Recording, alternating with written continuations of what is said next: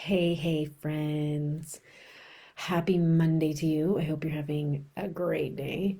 Um, it's our first day back from spring break, so it's been it's a school day. So today I want to talk to all you moms out there who have a baby who doesn't sleep very well, or you need maybe a bit of help implementing a sleep plan or a sleep routine for your baby. Um, so today I wanted to help you to implement a sleep routine so that everyone gets more sleep. So I'm going to give you 3 points that I think are probably the most important. There are other things that will go along with this, but I'm just going to give you the 3 points quickly about the things you can use to implement sleep routines for your kids, for your toddlers or babies. All right, so the number one thing that is super important is awake times. Depending on the age of your child, you will have different awake windows and different times that they stay awake for. So from newborn to 2 months, usually the sleep is pretty erratic and you can't really implement a routine during these times. They're too little and they're brand new, and just implementing a routine or a schedule just really isn't possible at that age. So what you want to do is you want to go by awake times. At that age, usually a newborn can only make it to probably an hour, maybe an hour and 25 minutes awake time, give or take half an hour. They can't really make it past that because they're just so little. So what you want to do is you want to go by awake times, and you want to go by how many naps they're getting. So between 0 and 2 months, you want to be getting 4+ naps a day. And in between those times, if they're only a month old, a month or younger, you want the awake window to be about an hour. And then it just moves up about like, well, it depends. When they get to 3 months, though, 3 to 6 months, then their awake window will usually be around 2 to 2.5 hours. Sorry, it's my alarm. Will usually be around 2 to 2.5 hours. So, anyways, and then you keep just moving up. So making sure that they're getting the proper time in those awake windows is super important. You don't want them to be undertired and you don't want them to be overtired, because both of those things are going to mess with the naps and mess with the night sleep. It just messes everything up. So to be able to hit the right awake time and get in there at the right time is seriously key to all of this. Okay, so awake window, super important. Okay, and then number two would be to put baby down awake.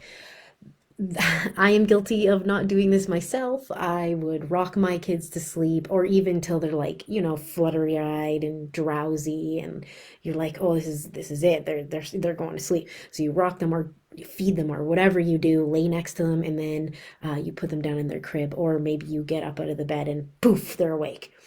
Well, that's because you helped them get to sleep. They didn't do that on their own.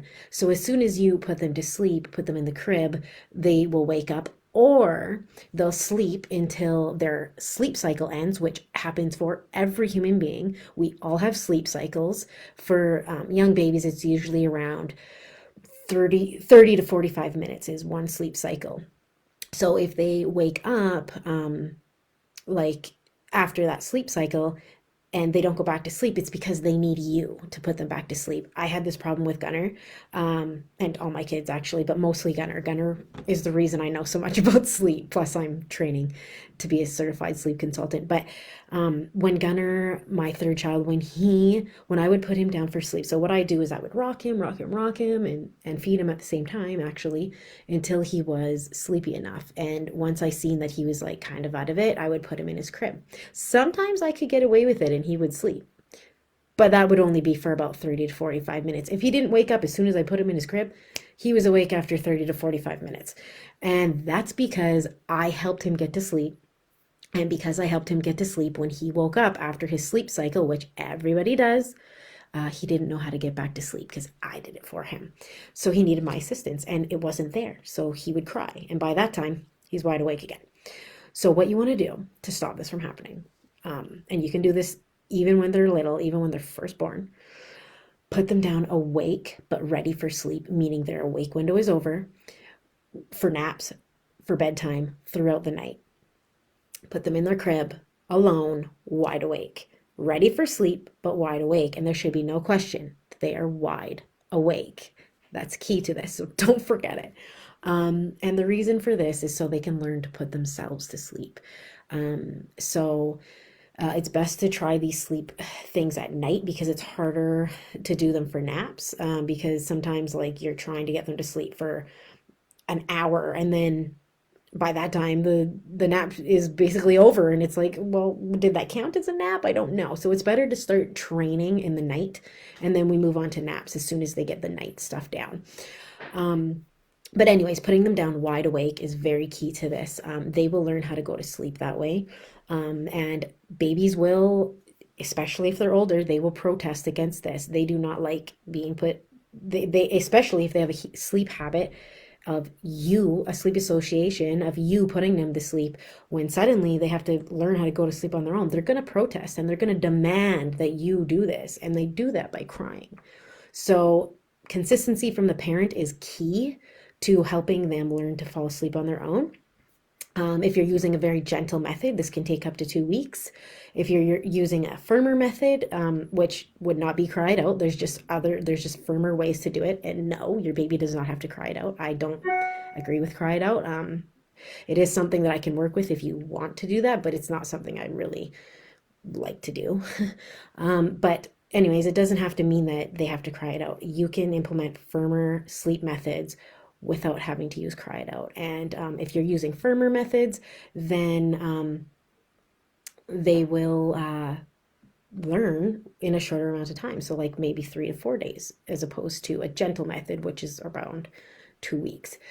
So that's number 2 for you. And then number 3, so when we're in, it would be to do checks. So we're checking on our baby while they're learning how to sleep, right? So what we do here, so we put them down to sleep. Do not put them down to sleep. We put them down wide awake. And when we put them down wide awake, especially if they're older, they're going to protest, like I said. So what we can do as a very gentle method, well, a gentler method, is we put them down wide awake and we leave the room. We say goodnight or whatever you want to say as your sleep word for your gunner. I say, okay, it's time to go to sleep. It's sleepy time now. I love you. I'll see you in a bit. And I leave.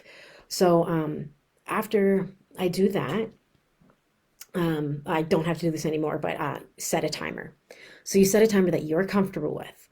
As soon as that timer is up, you can go in and soothe them. And you can do that by touch or voice, but do not pick them up, because as soon as you do that, it's, let me just keep going and then I'll get back to that. So you do it with touch or voice, right? And then you soothe them, and then you put them back down wide awake, or sorry, you leave. You soothe them, touch your voice, you leave. And then they'll probably start crying again. So then you wait 2 minutes longer than your original timer to go in again. And then after that, you can soothe them with touch and voice again. If this doesn't work and they're not being soothed by your voice or touch, then you can pick them up to soothe them, but you have to make sure when you put them back down, they're wide awake. You cannot wait until they're drowsy or almost asleep to put them back in their crib. You're assisting them to sleep, and that's what we don't want to be doing.